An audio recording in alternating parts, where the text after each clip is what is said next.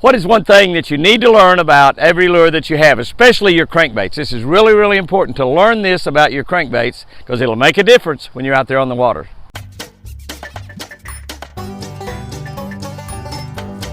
Wow! That's a beauty. Good morning, guys and girls. October 24, the wind is blowing. That's right, it is blowing. We're looking at Isaiah 12:2. God is the one who saves me. I will trust him and not be afraid. That's a pretty great scripture right there, and it's pretty difficult to do. God is the one who saves me. No matter what kind of trouble I might be in, God will save me. He will not only save me as I walk through this earth day by day, he'll save me for eternity. God is the one who saved me, but here's the hard part. I will trust him. I will trust him and not be afraid. Not be afraid.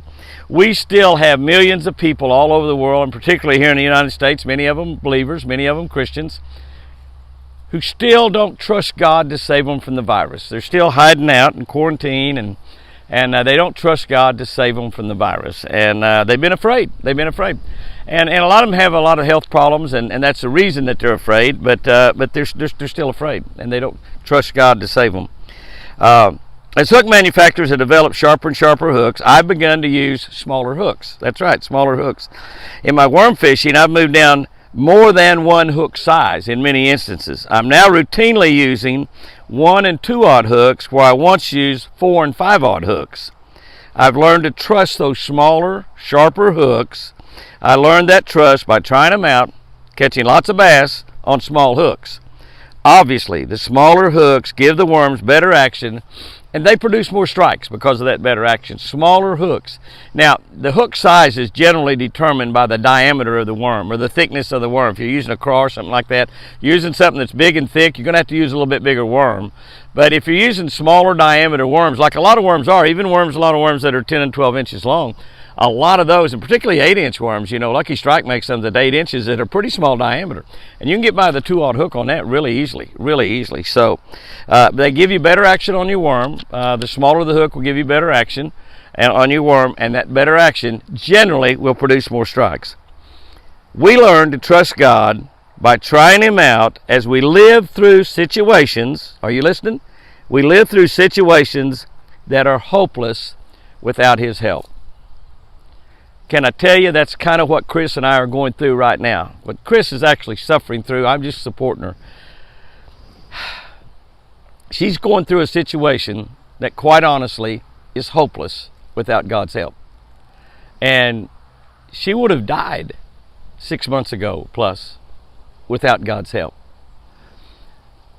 She would not be able to talk without God's help. She would have been in a nursing home without God's help. The doctor told me the next day, looked me right in the eye, and I've told you this before, and said, Jimmy, most likely she will never leave this hospital. That's a nice way of saying she's going to die. And if she does, she will never go back to the ranch, your ranch, and she will never walk, she will never talk, she'll never use that right arm. She will have to live in a nursing home with constant 24-hour care forever. Well, first of all, I'll give that lady constant 24-hour care, if that's what it comes to. But that's not what it's coming to at all. She's talking pretty well right now. And she's able to stand up. She can't use her right hand yet, but that's getting better. All of that is getting better all the time. All the time. She's going to be walking. She can walk right now in rehab. We can't get her to walk at home. But that's happening. That's happening. And we just have been doing some things here lately that's really should make a difference also. But we learn to trust God by trying him out as we live through situations that are hopeless without his help. Can I tell you, this is not the only time that's happened in my life. It's just happened a lot. It's difficult for most of us to really trust God until we have seen him in action. That old song, God, do what you're famous for. Until we've seen God do what he's famous for in our very own life, it's hard to trust him. Like catching a lot of bass, guys and girls, I've seen God work miracles in my life lots of times. Here's our tip for today. Learn how deep your lure will run with different line sizes. That is a critical thing, especially crankbaits. Learn how deep they run with 6-pound test line, 8-pound, 10, 12, 17, 20. Whatever size lines you're going to use. A lot of people don't throw crankbaits on heavy line. A lot of them don't throw it on real light line like 4 or 6 pound, but people do. So whatever line size you're going to be fishing, and a lot of people fish, they think light line is maybe 4 or 6 pound and heavy is 12 or 14.